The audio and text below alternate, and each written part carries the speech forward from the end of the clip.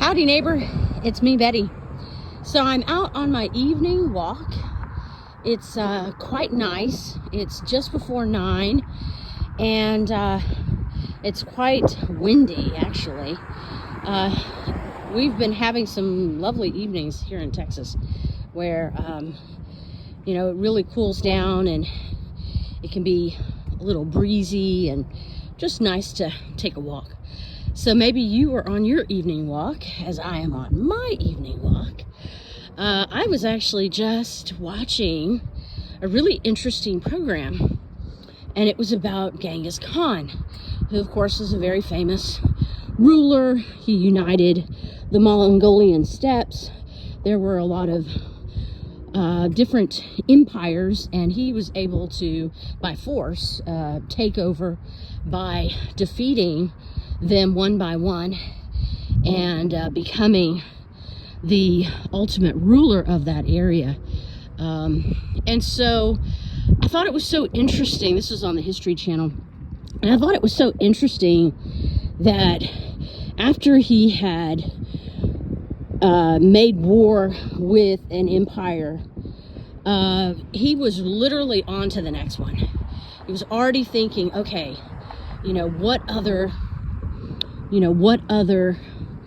where else can I go?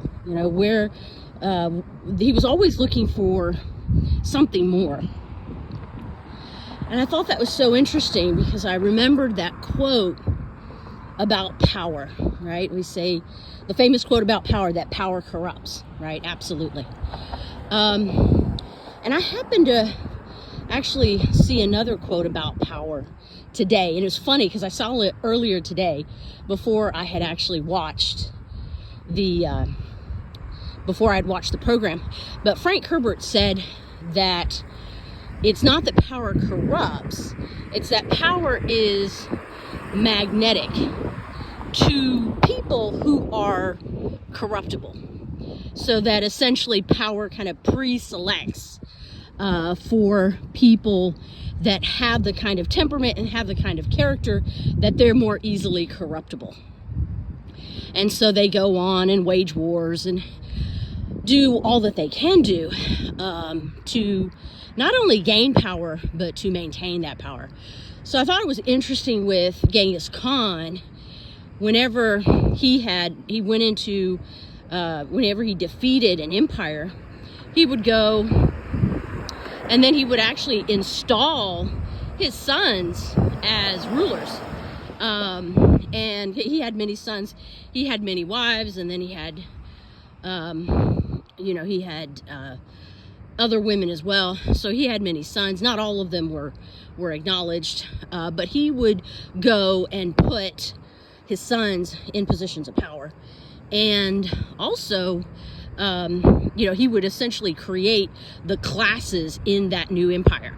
So you'd say, okay, he would literally have a noble class.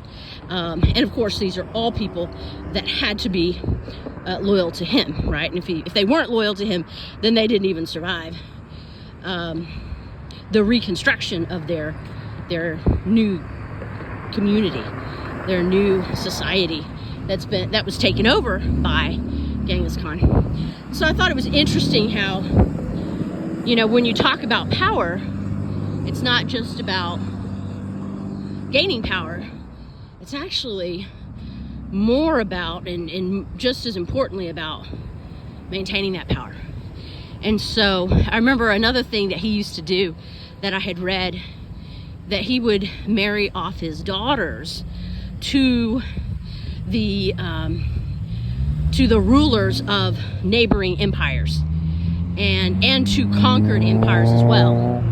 And then he would have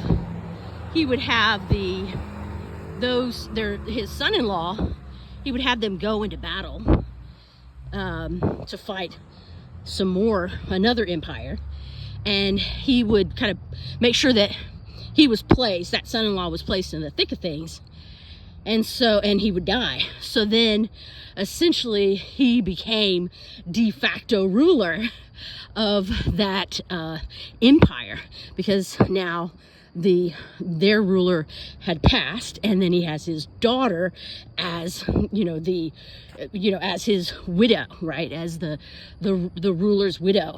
And so he would be able to control that empire through his daughter, right? And so in that way, he actually didn't have to fight everybody by installing people in that way. So I thought that was interesting, and kind of it came to my mind about power and what people will do for power, and how it shapes, how it shapes our world and how it's shaped our history. Okay, well, I think I might kind of leave you to some ambient noise. You might hear kind of the soft rustling of wind and a random dog barking. But it's such a pretty night. I ended up going on my walk a little bit later than I had anticipated because I was watching that very interesting program on the History Channel about Genghis Khan. So I think now this is where I'm going to leave you. Until next time.